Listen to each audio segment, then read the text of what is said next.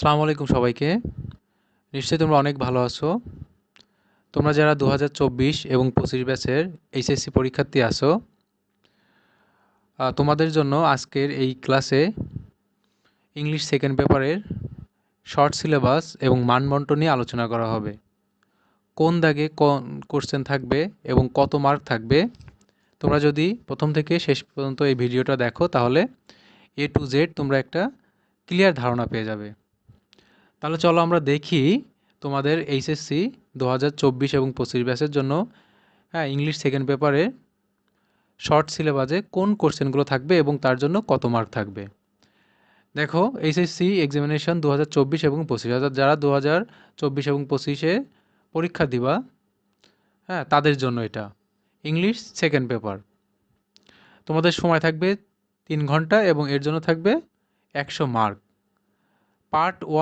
Part এতে থাকবে গ্রামারের জন্য থাকবে টোটাল 60 মার্কস। ঠিক আছে, তোমাদের গ্রামার থাকবে টোটাল 9টা আইটেম। এই 9টা আইটেমের জন্য থাকবে 60 মার্ক।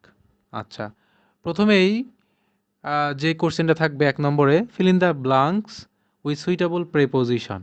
এখানে টোটাল প্রিপোজিশনের জন্য 10টা গ্যাপ দেওয়া থাকবে। 10টা গ্যাপে এক একটা কত মার্ক করে থাকবে? 0.5 করে থাকবে, অর্থাৎ টোটাল মার্ক থাকবে 5। তারপরে দেখো 2 নম্বর কোশ্চেনে, complete the sentences with the suitable phrase or words given in the box.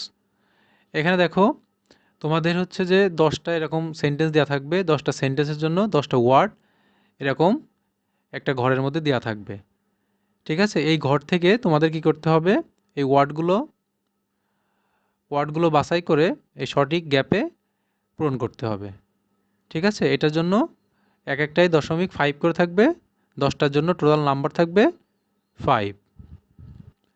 তারপর দেখো 3 নম্বরে থাকবে, complete the following sentences with suitable phrase or clause. অর্থাৎ এটা থাকবে তোমাদের কমপ্লিটিং সেন্টেন্স। অর্থাৎ 10টা এখানে সেন্টেন্স দেওয়া থাকবে, সেগুলো ইনকমপ্লিট করা থাকবে, তোমাদেরকে সেটা কমপ্লিট করতে হবে। এটা কিন্তু তোমাদের সেকেন্ড পেপারের সবথেকে বেশি মার্ক থাকছে। অর্থাৎ এখানে 10টায় টোটাল নাম্বার থাকবে 10 মার্ক, এক একটাই 1 নম্বর করে, সুতরাং এটার উপর বেশি জোর দিতে হবে। তারপর দেখো 4 নম্বরে,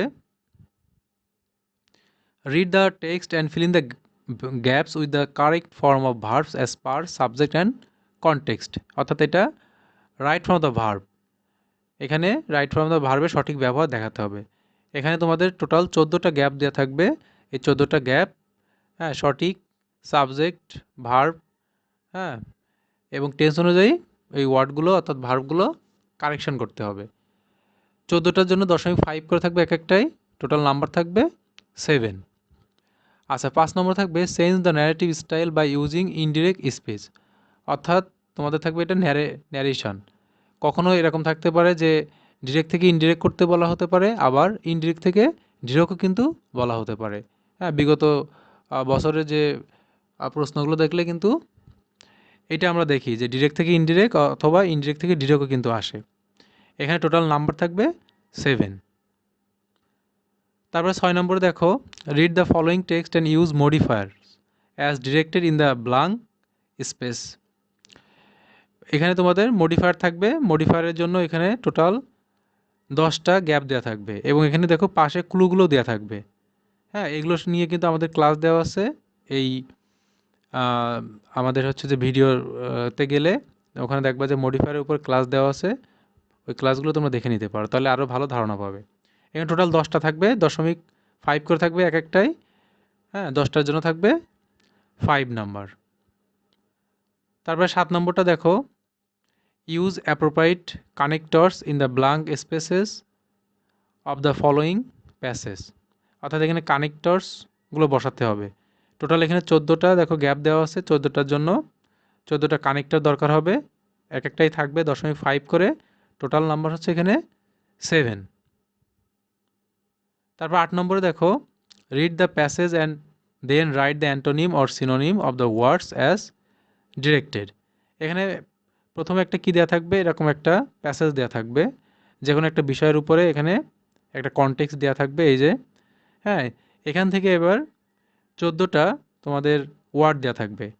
হ্যাঁ, ওয়ার্ড দেওয়া থাকবে, এখান থেকে কিছু কোনোটা সিনোনিম করতে বলবে, আবার কোনোটা অ্যান্টোনিম করতে হবে। যেমন এখানে পপুলার আছে, এখানে অ্যান্টোনিম বলছে, ইফেক্ট সিনোনিম। এরকম 14টার জন্য তোমার আলাদা আলাদাভাবে অ্যান্টোনিম অথবা সিনোনিম, এই দুইটার মধ্যে যে কোনো একটা করতে বলা হবে। অর্থাৎ এই পার্টটা হচ্ছে সিনোনিম অ্যান্টোনিমের পার্ট। এর 0.5 করে থাকবে, টোটাল 14টার জন্য থাকবে 7 মার্কস।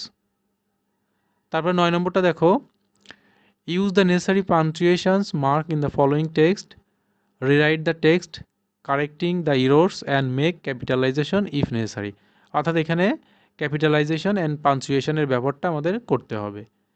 এখানে থাকবে টোটাল 7 মার্কস। এই গেল হচ্ছে পার্ট এর গ্রামার। ঠিক আছে, অর্থাৎ এখানে টোটাল তোমাদের 9টা কিন্তু গ্রামার আইটেম থাকবে। হ্যাঁ, আর তোমাদের আগের যে ইয়ারগুলোতে সেগুলোতে তোমার ফুল সিলেবাসে কিন্তু টোটাল 12টা গ্রামার আইটেম থাকে, সেখানে তোমাদের 12টা থেকে 3টা স্কিপ করা হয়েছে, এখন টোটাল 9টা। এই 9টার জন্য থাকছে টোটাল 60 মার্কস। এবার পার্ট বি কম্পোজিশন অংশটা আমরা দেখি। পার্ট বির কম্পোজিশন অংশে দেখো টোটাল মার্কস থাকবে 40 মার্কস থাকবে। 10 নম্বরে আসবে দেখো, suppose you are Alinda Hasan are student of Oxford College, write an application to the principal of your college for opening a relief camp for the flood affected people। অর্থাৎ প্রথমে এই 10 নম্বরে আসবে তোমার অ্যাপ্লিকেশন। ঠিক আছে, অর্থাৎ ফর্মাল লেটার। এই ফর্মাল লেটারের জন্য থাকবে 10 মার্কস। 11 নম্বরে থাকবে write a paragraph on the Padma bridge, 200 ওয়ার্ডস, অথবা এখানে 250 ওয়ার্ডও থাকতে পারে।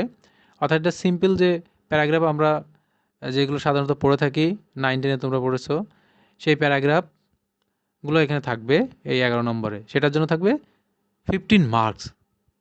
আচ্ছা, এবার 12 নম্বরে কিন্তু প্যারাগ্রাফ থাকবে, দেখো write a paragraph on road accident in Bangladesh showing it's causes and effect, এটাও কিন্তু 200 ওয়ার্ডস, এখানে 250 ওয়ার্ডসও থাকতে পারে, এখানে 15 মার্কস। দেখো এখানে কিন্তু দুইটা প্যারাগ্রাফ, প্রথমটা হচ্ছে সিম্পল প্যারাগ্রাফ, আমরা এর আগের ক্লাসেও যে প্যারাগ্রাফগুলো করেছি সেই অনুসারে এই প্যারাগ্রাফটা আসবে। যেমন হচ্ছে পদ্মা ব্রিজ, এ book fair, traffic jam.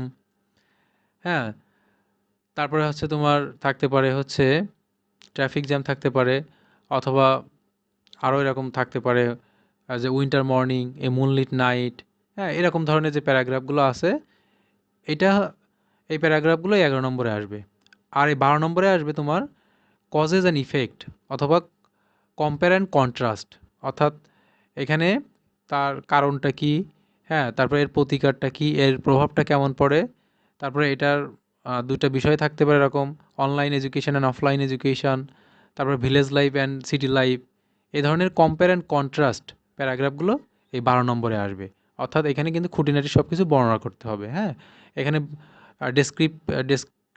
Describe করতে হবে, তোমার হচ্ছে কম্পেয়ার করতে হবে, কন্ট্রাস্ট করতে হবে, কজেস অ্যান্ড ইফেক্টও এখানে এই বিষয় সম্পর্কে আলোচনা করতে হবে। হ্যাঁ, এগুলো দেখাতে হবে। এটা হচ্ছে 15 মার্কস। তাহলে দেখো এখানে কিন্তু দুইটা প্যারাগ্রাফে কিন্তু 30 মার্কস। সুতরাং গ্রুপের উপরে কী যে গুরুত্ব দিতে হবে, কী পরিমাণ, সেটা তোমরা বুঝতেই পারছো। এই হলো তোমাদের পার্ট বি কম্পোজিশন অংশে 40 মার্কস টোটাল। তাহলে গ্রামারে 60 মার্ক আর কম্পোজিশন অংশে 40 মার্ক, টোটাল 100 মার্কস। তাহলে আজকের এই ভিডিওটা এই পর্যন্তই। আর গ্রামারের যেই বিষয়গুলো আছে সেগুলো সম্পর্কে আরও ভালো ধারণা পেতে এটা আছে ওই ভিডিওতে, ওখানে ক্লিক করলে প্রত্যেকটা গ্রামারই তোমরা ক্লাস পেয়ে যাবা। হ্যাঁ, ভিডিওর অংশে ক্লিক করলে প্রত্যেকটা অংশেরই তোমরা গ্রামারের জন্য ক্লাস পেয়ে যাবে। সেখান থেকে এই গ্রামার অংশগুলো তোমরা ভালো করে ক্লাসগুলো প্র্যাকটিস করতে পারো। আল্লাহ হাফেজ।